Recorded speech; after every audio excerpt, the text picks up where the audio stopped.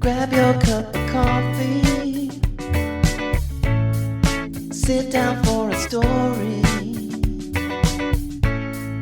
Let's all go exploring. Making it after 40. Making it after 40. Making it after 40. Hello, friends. Welcome back to the Making It After 40 podcast. I am your host, Lisa Rodriguez. I am an actor and writer who is still trying to make it after the age of 40. On this show, we explore what it means to be an artist trying to make it as a middle-aged person. My guest today is Michal Lali Kagan, who regularly goes by Lali. Lali is a screenwriter and aspiring author based out of Los Angeles. As you'll hear in this conversation, Lali has a very interesting career in that not only does she have a successful creative career, but she also has a successful day career where she is a vice president at Universal working in the credits department. Naturally, I found so much inspiration in Lali's story as I myself recently returned to my day career. I myself have been experiencing many ups and downs emotionally, creatively, energetically, as I transitioned back into this full-time office gig. So hearing Lali's success and satisfaction with her own creative career that she's built alongside her day career was exactly the boost that I needed to hear. I hope this conversation offers some of you as much inspiration and introspection as it did for me. And with that, I give you me and Lali chatting it up. All right. Hi, Lali. Hi, Lisa. It's nice to meet you on video. So today my guest is Lali Kagan. Oh, God. Did I say your last name right? You absolutely did. Yep. Okay, good. I'm always nervous about getting people's names wrong. It's really important to me that I try to pronounce people's names the way that they're intended. I'm not always successful, but I do try. I've been called much worse. I've heard Wally, Dolly, Lolly. Yeah. So you did great. People have been calling me Lori lately, and That's it's because my married name is Lisa Roy. So I think when they see it in an email, their brain like transposes it into Lori.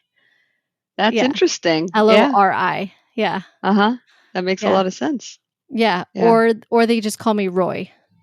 Hello, Roy. Roy. Thank Hello, you for your Roy. email. It's okay. I don't mind. Whatever. Yeah. Well, my real name is Michal, which is Hebrew, and most people can't pronounce it. And actually, I've heard Michael a lot. And when I went to college, I was put into boys' dorms because apparently they don't look at any of the other identifiers. They just looked at the name and figured I was a boy, and I should have just run with it. You would have had a good time. Yeah, I certainly would have. Well, assuming that you like boys, I don't know. Maybe you don't. So. I did and I do. So I would have had a good time. Yeah. It's funny though. Like that is something that like in the email generation, you have to be really careful of because there's still plenty of names that I think in the 80s became like female names, but traditionally they had been male names. So, you still meet like Kellys or Lindsays or Leslies and they're boys. Yeah. And I mean, actually, I think Kelly is a really cool name for a boy, but I think so too. Yeah. Anyway, we are so off topic. Lali is a writer and she went to USC. And I met Lali again through my mom's group. I've been going through a lot of the moms in our group recently. It's kind of been like mama season on my podcast because there's so many women and like so many women that I know are interested in the podcast. And so I'm trying to get through the list and I'm so excited because each one is so unique and interesting. I'd love for you to share with us your unique story and how you became a writer and how it is continuing to feed your soul. Sure, absolutely. I'd love to share. So yeah, I was born in Israel. We ended up in New York. Wanted to be a screenwriter pretty much since I discovered movies. I have a deep love for movies. Um, Ingmar Bergman was a favorite at like 15. So Yeah. that kind of points you at the Yeah. kind of writing I wanted to do. And I got into NYU and USC. And NYU said, well, you can live at home if you want to save money. And Uh-huh. USC actually said, come out here, be an honors scholar. We'll give you some money. So it was kind of a no-brainer. Yeah. Um, and so I came out here and I went to film school and then took a not quite a wrong path, but a long path to Okay. writing because Yeah. I got into development. Oh. And I was a development at first. At first I worked for Jim Cameron for his company Oh. Lightstorm. Oh, Yeah, and that that must was have been interesting. it was a good time too. I came in right around True Lies. Um, and I bounced around to different jobs. Mm-hmm. And then Jim asked me to be his second assistant on Titanic. And I said, no, thank you.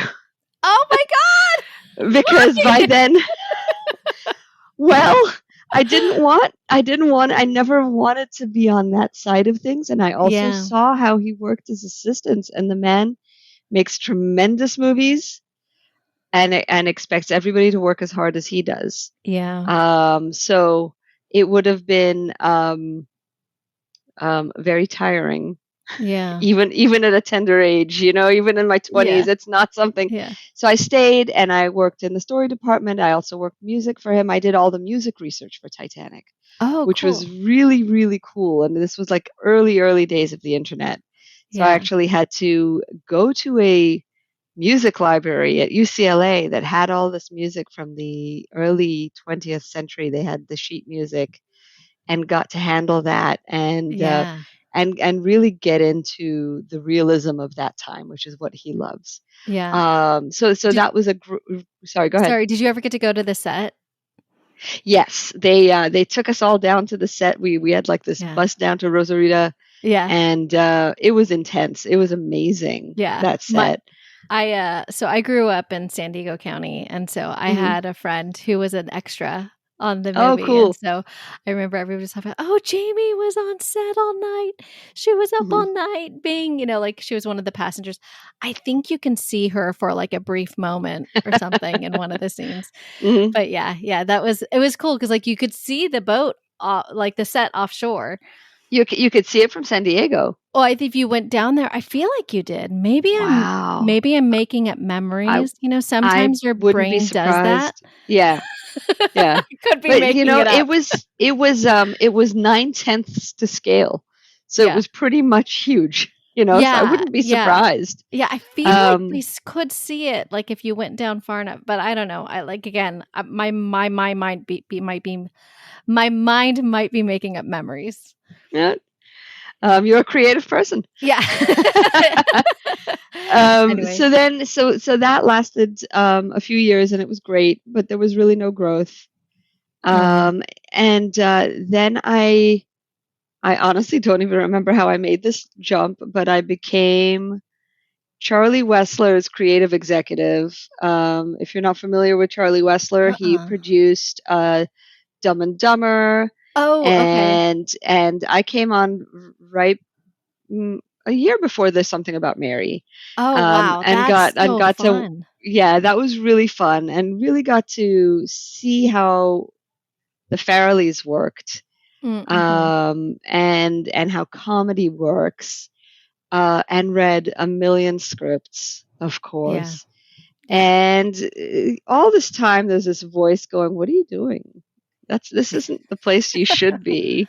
Yeah. You should be on the other side of that couch, you know." Yeah. And then his deal ended. He had a deal with New Line, and he didn't have any more money for a creative executive. So Yeah. I just kind of bounced around for a bit from one creative job to another, and I ended up right at the .com boom, working for a startup, writing, finally writing, and it was film reviews and just like other kind of cinema file stuff. It doesn't Yeah. exist anymore, this site, but it was owned by a bunch of Australians. And I had Okay. always wanted to go to Australia. This was like a lifelong goal. I Mm-hmm. actually wanted to go to college there, but my mom didn't want me going that far away, Yeah. Jewish mother that she is. Um, so while this thing was happening, I was planning grad school in Australia, in totally Okay. independently of this company. And it just so happened to implode the company Oh, just as I got in to a master's program in Brisbane. okay. And I made all these friends at this company. So I went down to Australia, and the goal was to finally refashion myself as a writer.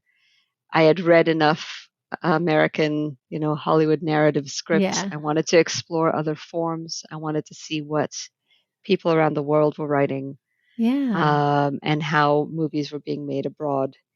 Yeah. And it was an incredible experience. I went down there and I wrote a screenplay about a writer traveler named Bruce Chatwin, who has unfortunately now become less and less known, unless Oh. my script about him gets made. And he was just an incredible person, a bundle of contradictions, and he had fascinated me for a long time. So I used the excuse to write about him, to travel all over Australia, and also to Mm-hmm. teach. And I learned more about writing teaching than I think I ever did sitting in a development meeting. Yeah. It was just so eye opening, and fun, and it brought writing to life for me again. So that was great, and I came back and was now a writer.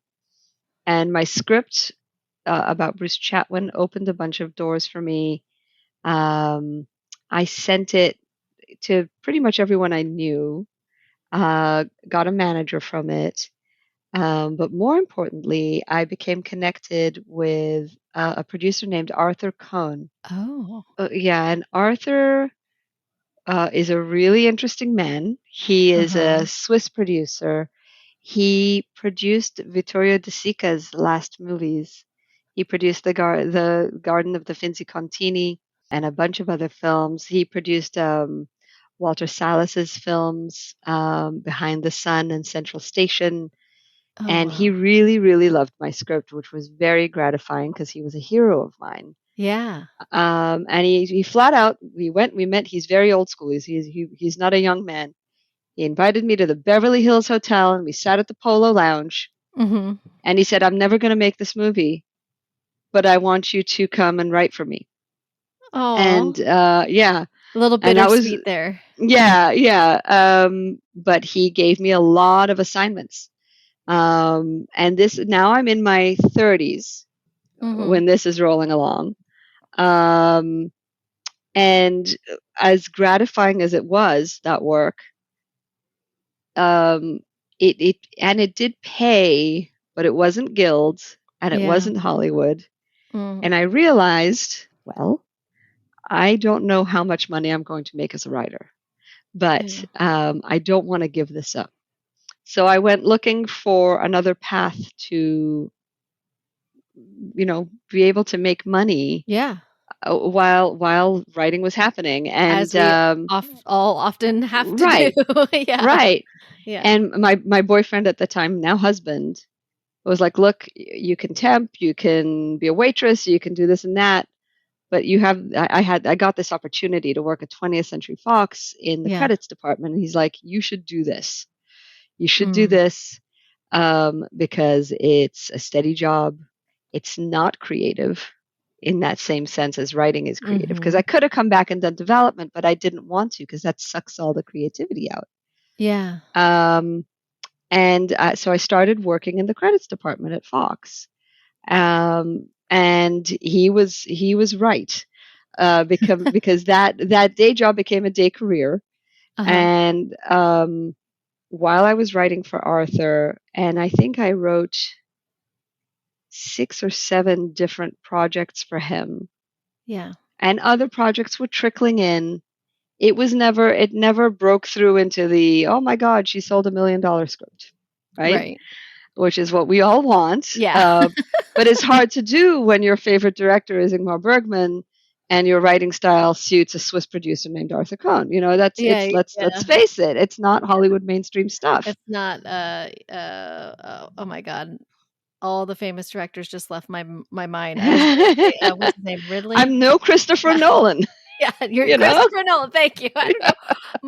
My brain just, like, Yeah. shut down for a I'm not second. even a Greta Gerwig, Yeah. I'm like Yeah. I stayed arty and indie. Like Yeah. and I'm not I don't think she sold out. I think Hollywood found her.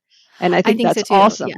I think a lot Yeah. of people have said that movie is, like, basically art house came to the mainstream. I haven't seen it, so I can't speak of Barbie. Yeah, I haven't seen it yet either, so But I love her other work, and I'm so happy for Yes. her, and I just think it's great.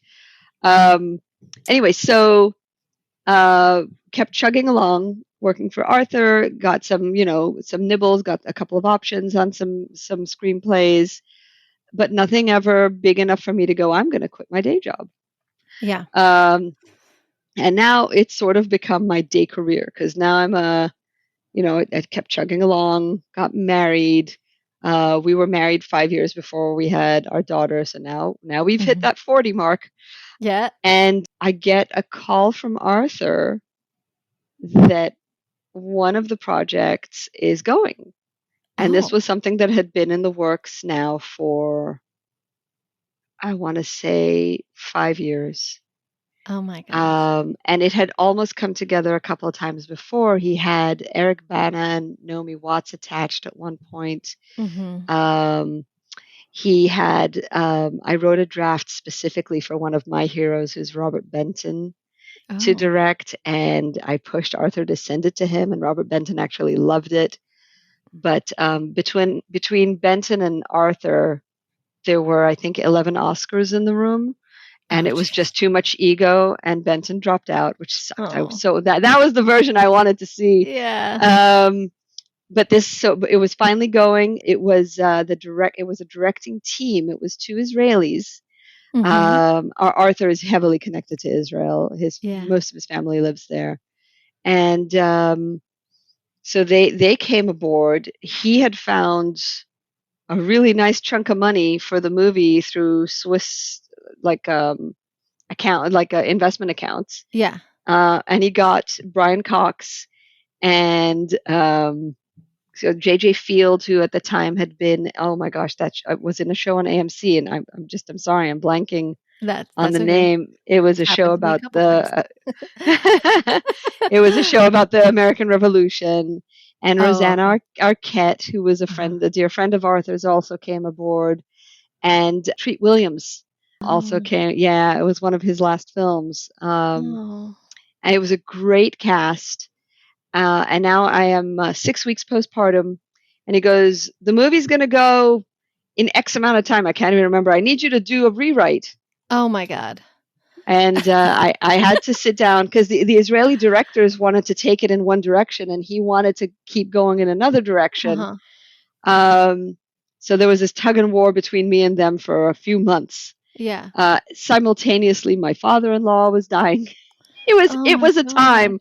Yeah. It was, but that actually informed the film a lot. The film is called The Etruscan Smile, and it is about a grandfather who is estranged from his son. He's this kind of churlish man from the Scottish Hebrides, and his son basically ran the second he could, and moved to San Francisco and became kind of like a sophisticated, urban guy. Yeah. And the grandfather has recently found out that he has terminal cancer and wants to connect with not the son, but the grandson, to teach him how to be a real man.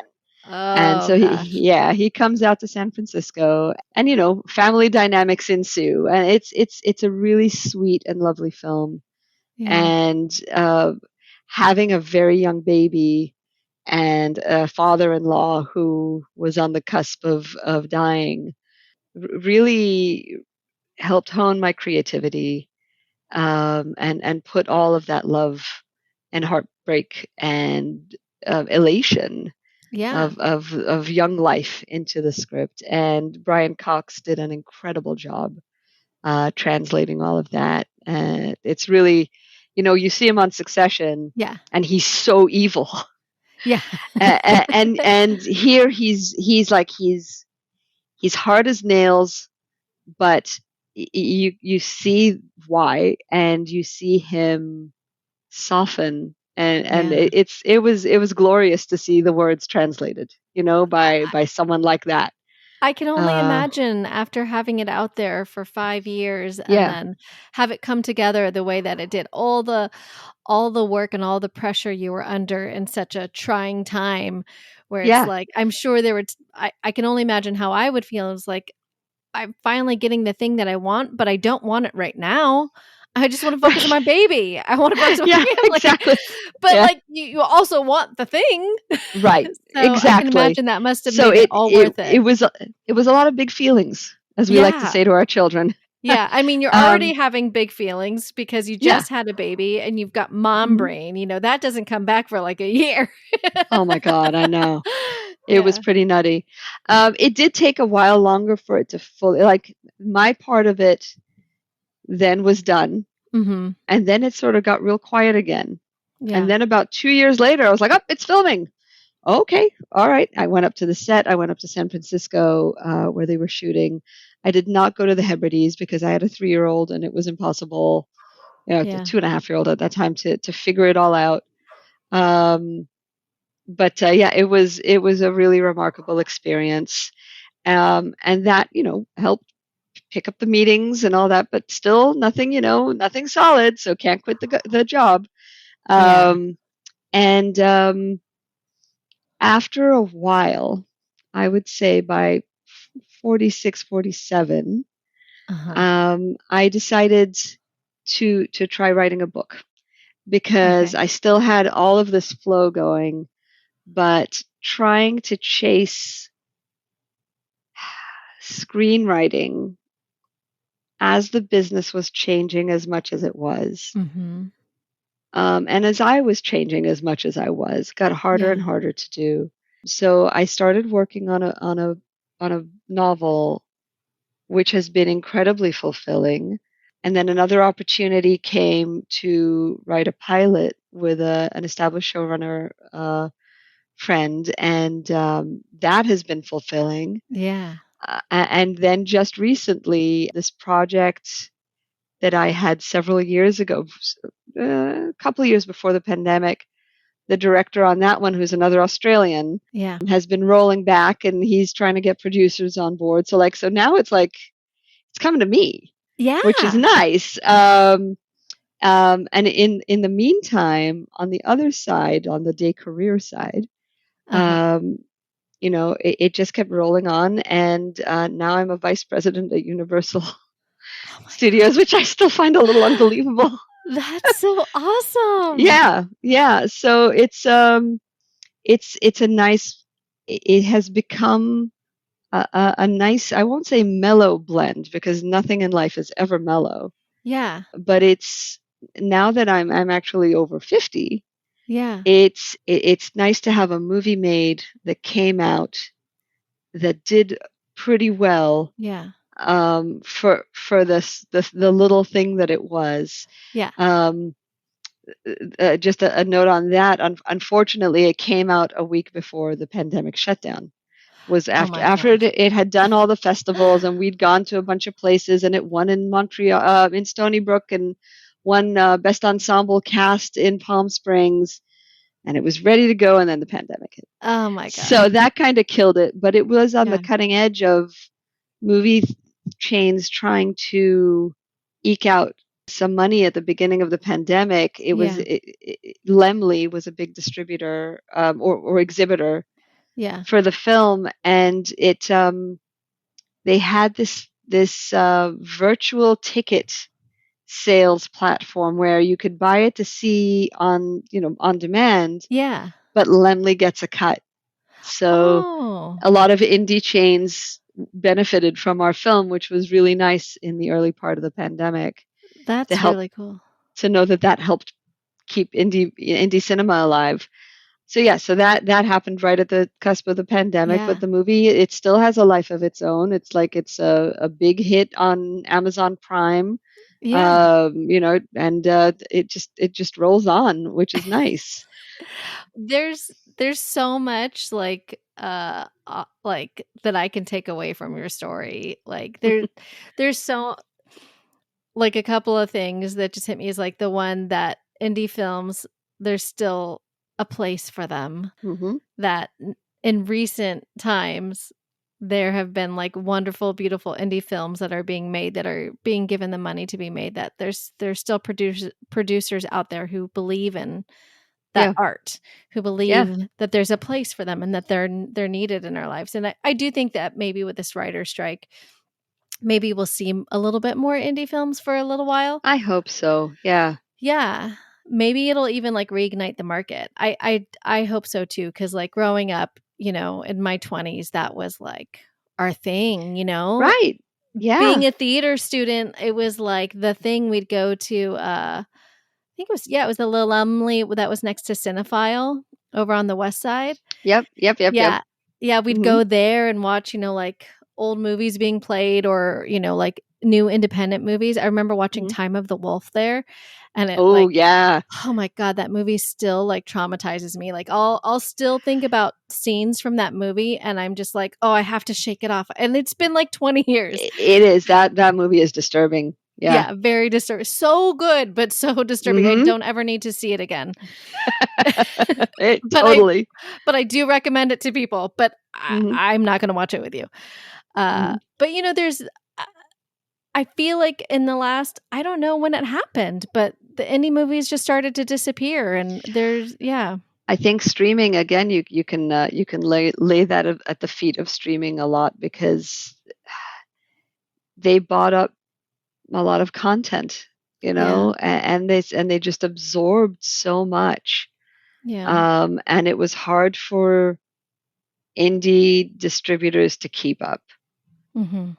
And I think that of course there are a few, that there's A24, there's Magnolia, but Yeah. it really dwindled at the advent of streaming.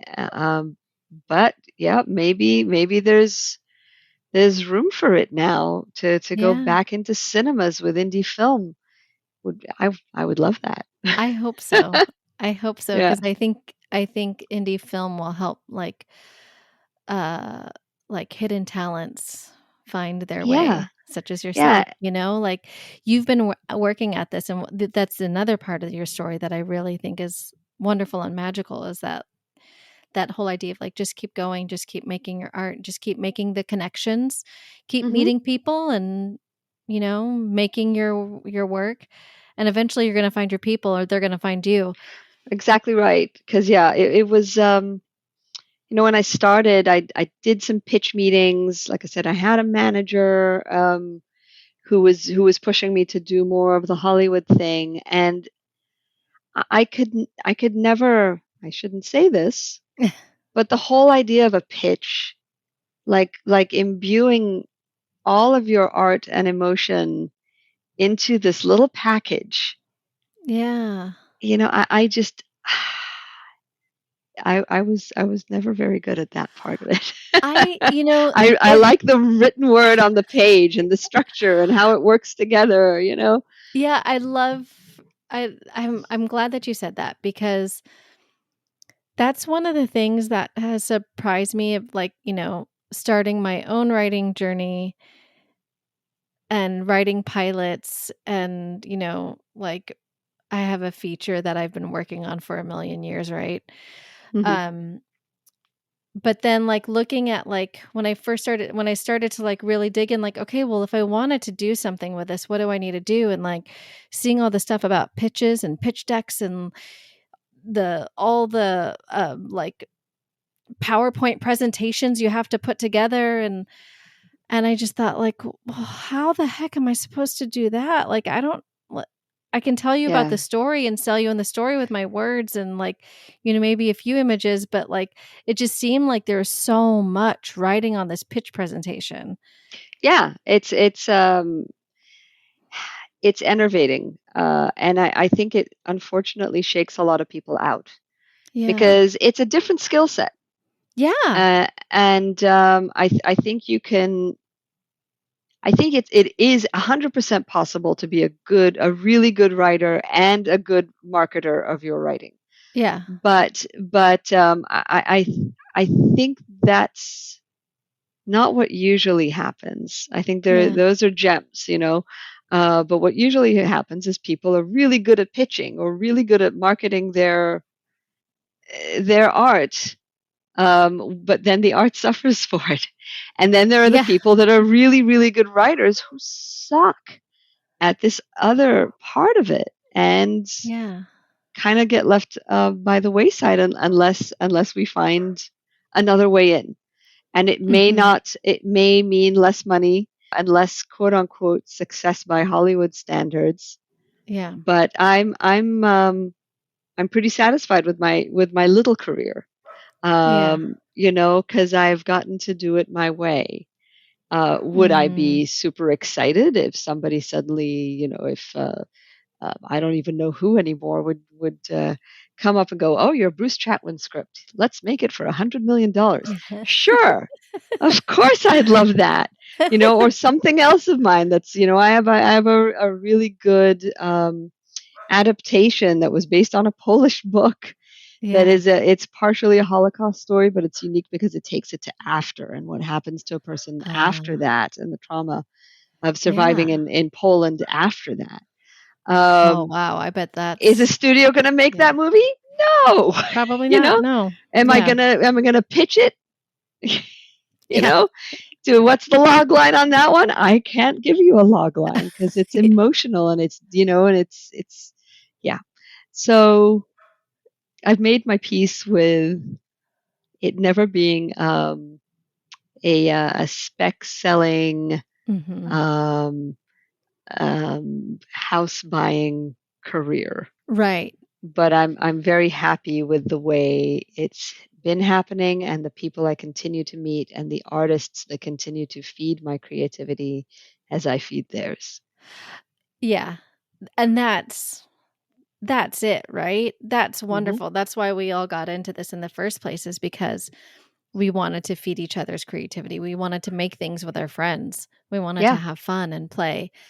And I think this notion that often gets sold to us is that you got to make it by the time you're 25 or 26 or, certainly before you're 30, Right. but the more I talk to people on this podcast, I'm realizing like, yeah, that doesn't happen to most of us. Like, Right. and like you know it to be true, but you don't know it to be true. And until you Until start you having live the it. Yep. conversations, Yep. and when you're really having these, this is why I love doing the podcast, is because I meet so many people who are so honest about their own journeys and like all the ways in which, like society might have perceived their career as a failure, but it's actually such a success. Yeah. And it's so successful in so many different ways that we wouldn't traditionally see as success, because Right. it's like you said, it's not a home buying career, but it's still successful because, you're making your art Mhm. It and you're feeds my meeting people and soul. you're Yeah. making money. You're just Yeah. not making $100 million. Right. Right. Exactly. Exactly. And oh, you said something very interesting there about. Sorry, I'm losing my train of thought. Oh, that's Uh, okay. yeah, With it's just I think as you get older, this Mhm. idea of making it by 30, Yeah. especially in something like writing or acting, I think, Mhm. probably even directing, like, what do you know? You know, Yes. have you lost people? Yeah. Have you felt deep, deep, meaningful love that's more than Mhm. just, the hot sex and googly eye phase? It's like, Mhm. what do you know? Yeah. And I feel as I get older, I get richer as a writer. Um, and Mhm. I want to share that in a way that is meaningful. And that becomes more and more important to me. And Mm-hmm. the sort of emperor's clothes of a successful career are really beginning to Yeah. show themselves as not there, you know. So Yeah. Yeah. I mean, just I think what you said is exactly it. Is the older you get that experience, and you mhm. it makes everything so much better in your Yeah, work, in your artwork, and in your lives too. yeah. Uh, but like I know for me personally, I was not ready to be an actor in my 20s. I didn't know what I was doing on stage or, personally.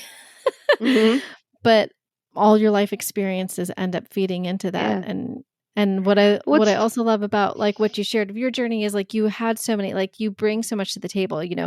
You're a Jewish Israeli born woman who immigrated to the United States and then had this amazing career and then spent this time in Australia, and then mhm. your contacts are all over the world. Like that's so rich. And like It's you awesome. even just It's really great. yeah, Thank you. yeah. Yeah, you have so many different experiences and points of view to pull from Hmm. with just, existing and having your life. Yeah, yeah. Yeah. And I have to say, writing a book now is it's such a new paint box, Mm.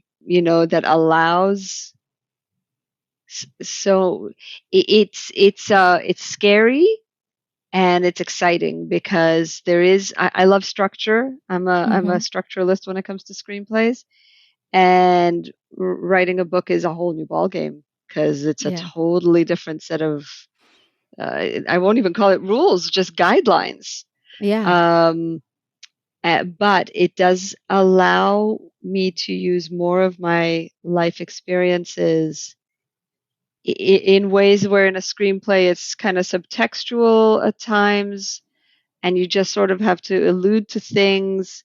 In a book, you can really let your characters' minds go, Oh, yeah.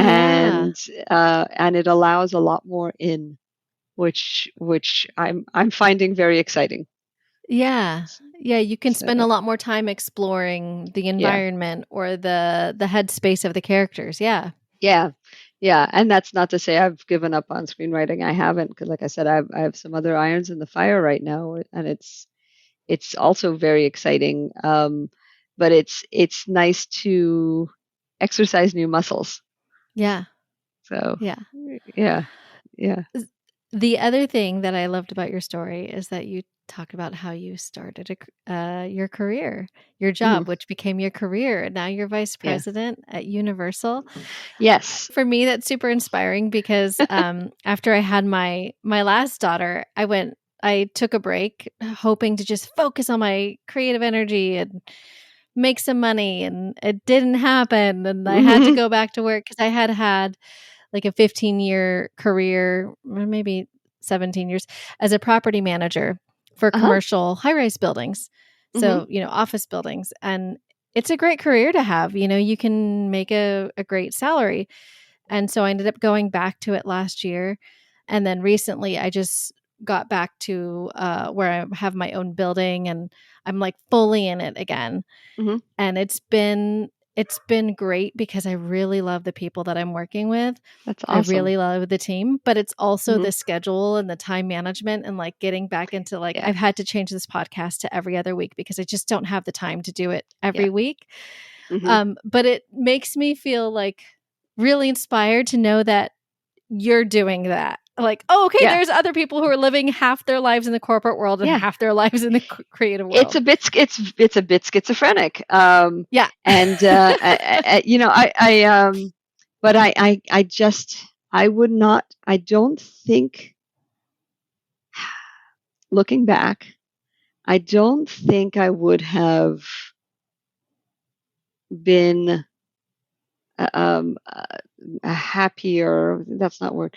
The word. I would have been a lot more of an anxious person if I Yeah. had stuck to just trying to make it as a writer and taken, odd jobs and, Mhm. whatever came my way. Yeah. Because especially now that I've seen how the business has changed, and hardened against people Mm-hmm. who aren't traditionally equipped, who don't have that swagger and charisma, and like I said, can pitch up a storm and give great meeting and love going to the parties and doing all the networking, um, or have relatives who know people or have Yeah. trust funds. Yeah. There To there there sustain. are there are a lot of reasons that the business has changed the way it has, and I think I would have hated to be where I am now with this same writing career, but without this other safety net Yeah. day career. As I said, that my husband coined that. I have to give him credit for day Yeah. career because it's not a day job. It's become a huge part of who I am. I've been doing it. Yeah. Yeah, I've been doing it now for 17 years, Yeah. and I love a lot of it because it's a very logic based and Mm. politics based job rather than creative, Yeah. and it's Universal's been good to me in that Yeah. way. Yeah. So There's so much to be said for the stability, for yeah, knowing that yeah, you, especially with kids. yeah.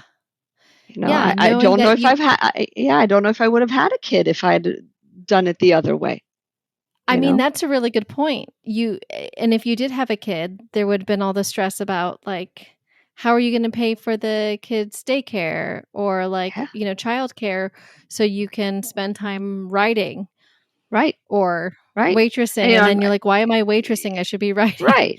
Or relying on my husband, and I don't want to be a person that relies on my husband Yeah. for a paycheck. We both do our own thing. We both manage to be both creative and um, you know lucrative. Is that Yeah. a good use of the word lucrative? I don't know. Sure. Yeah. Or have lucrative lines of work that Yeah. at least keep us both able to do the creative work and be satisfied with our lives, Yeah. and have a child. Not more than one, Yes. though. That would have killed us. That would have Yeah. been one too many things. They are challenging. How many kids do Uh, you have? I have two. Okay. I have a Yeah. 13-year-old and a 4-year-old. So, Oh, yeah. wow. Yeah. That's a gap. I was married and then divorced and then married Hmm. again, and so I Okay. had another child with my second husband, and it's really nice though. The two of them. I think the gap helps Hmm. because it is so hard when they're little, and my 13-year-old looks after the That's little nice. one, and Yeah. they love each other so much. And just tonight, they were playing outside. The 13-year-old had some friends over in the backyard, and my little 4-year-old, she was back there dancing with them, and she wanted to just Oh. be with all of them. Yeah, it And was they're really old sweet. enough to they're old enough to think she's cute and not annoying all the time. Yes, exactly. Yeah, she's young enough to be cute and not annoying all the time. Well I think said. she had about Yeah. 3 costume changes during their little dance Oh, party.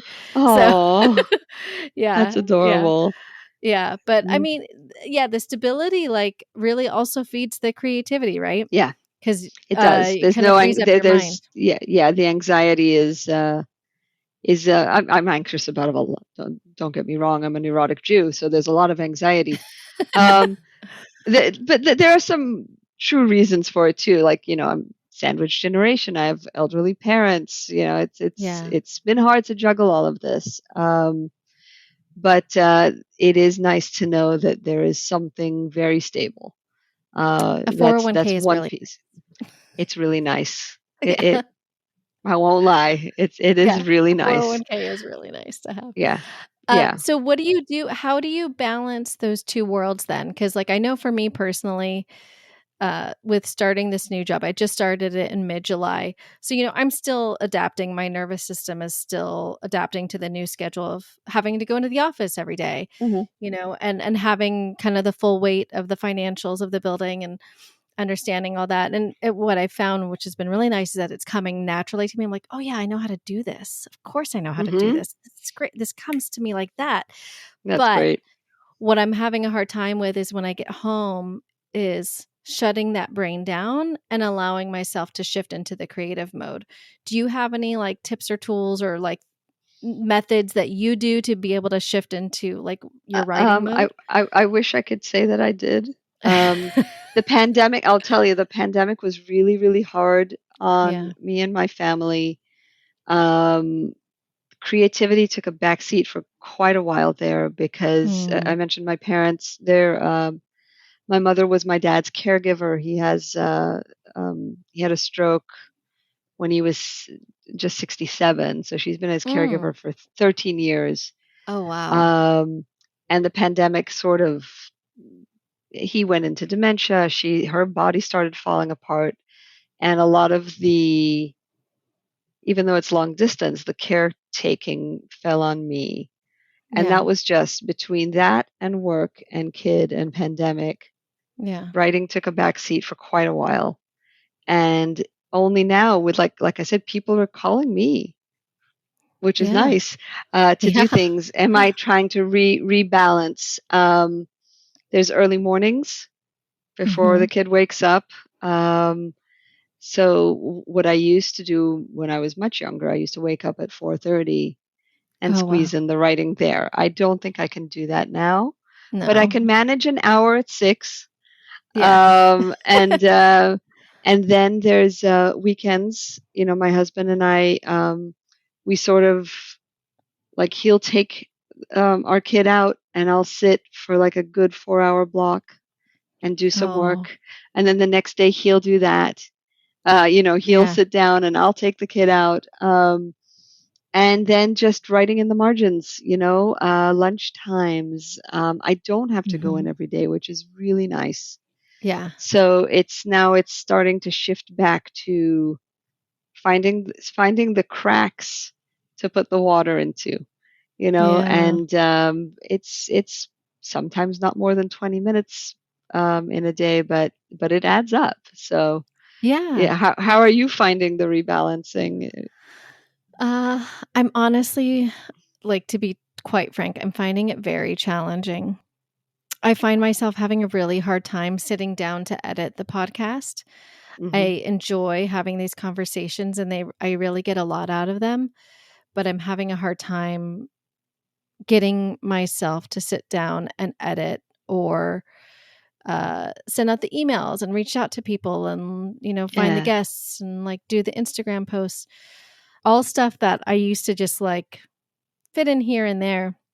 And I Hmm. don't know if it's a symptom of a little bit of overload because, like as you step into a new job or like, or anything, you're taking in so much information all the time. And like, that's kind of when you step into a new building, you have to learn all the systems and you have to learn, like, okay, we're mid year. So where are we at in the budget?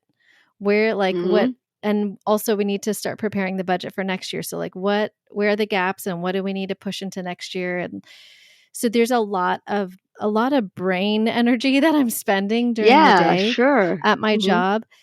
And so I'm trying to really give myself grace and just like help myself remember like what is it that I'm getting out of doing the podcast that feeds my creative soul?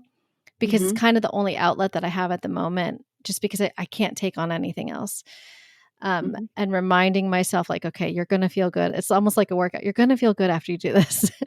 Hmm. It But is. then, That's key, though. It is like it is like working out because when you stop, it almost becomes overwhelming to start again. yeah, Um, but yeah, once you get into the jog, that's what I've yeah. been And then finding. Yeah, you finish the jog and you feel great, and so I'm trying to remember hmm, that, but I'm also trying to give myself grace and just understand, like, yeah, hey, you have so much on your plate.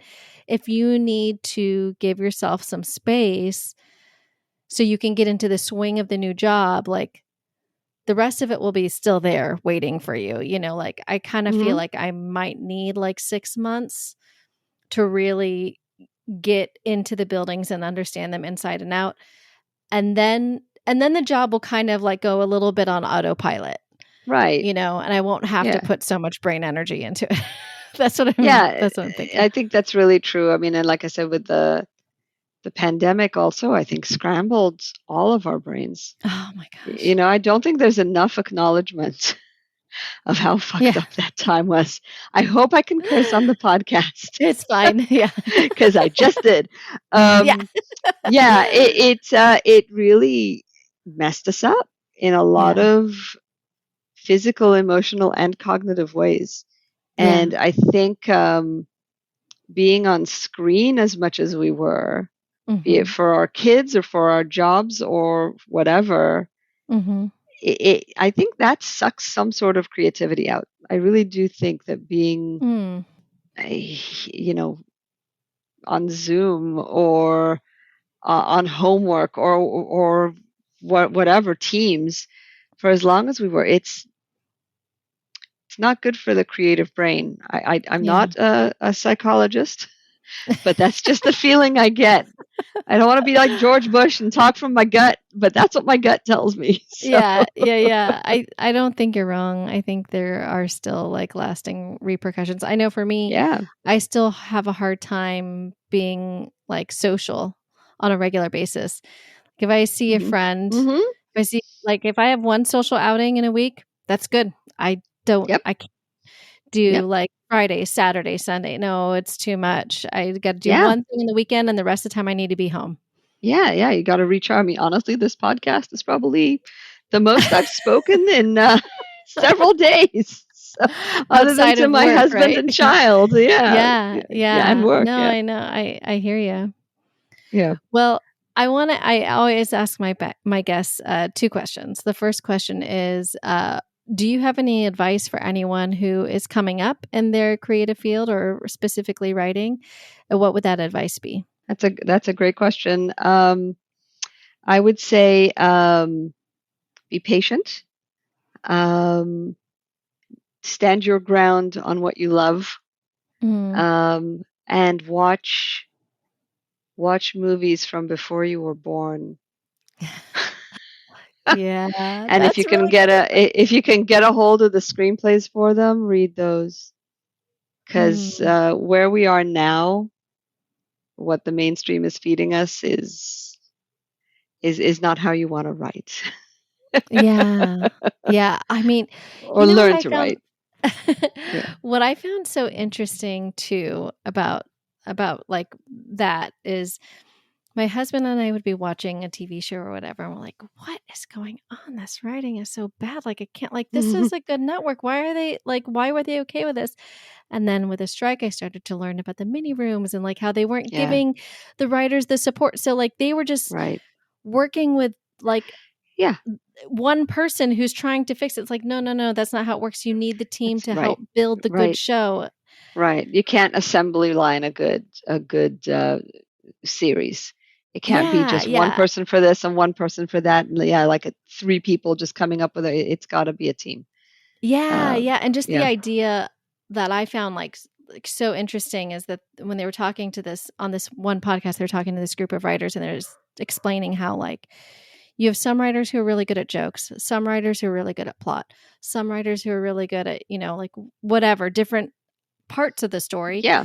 And then you might have some writers who are like carrying a story throughout the season. And so like the reason you keep the room open the whole time is because like when you get to episode 15, then that writer can say like, oh no, you can't let Nancy do that because remember back in episode 2, that messes with that storyline. You gotta like change it this way. No, but a show is an organism. A show is an organism, and if you take out the mitochondria, it's not going to survive. Or if you take out the cell, the nucleus of the cell, it's not going to survive. It needs to be an organism.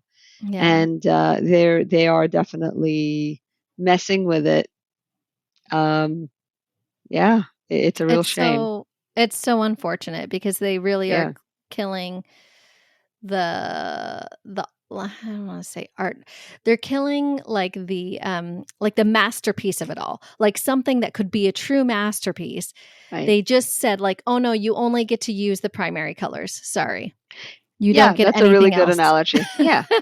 Yep. Yeah. And at some point, either audiences are going to catch up and just go, I'm not going to watch anymore. Yeah. Or they're just gonna, I don't know, we're just gonna live with shitty movies and TV because Yeah. people Or won't know any better. maybe people go back to the theaters. I don't know. Yeah. Like Or like I said, watch the old stuff, you know? mm-hmm. That's our kind of our bread and butter lately. until So, until they start pulling that from the streamers because they oh need the God. tax break and they decide that they don't want I it know to. we buy, that's another thing. We buy physical media.